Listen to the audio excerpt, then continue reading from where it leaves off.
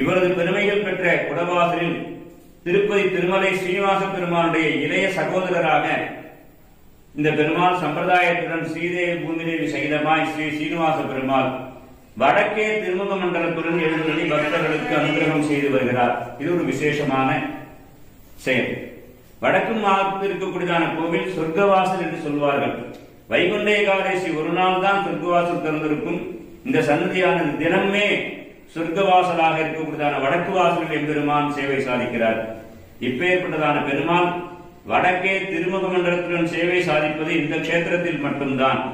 வடக்கு திசைக்கு அதிபதியாக குபேரன் ஸ்ரீமன் நாராயண அனுதினமும் தரிசித்துக் கொண்டிருக்க வேண்டும் என பிரார்த்திக்க ஸ்ரீமன் நாராயணன் கலியுகத்தில் கடத்வார புரக்ஷேத்திரம், கும்பத்வார புரக்ஷேத்திரம் என்று திருக்குடவாயிலில் தான் வடக்கு நோக்கி ஆயத்துடன் அனுகிரகம் செய்வதாய் அருளினார்.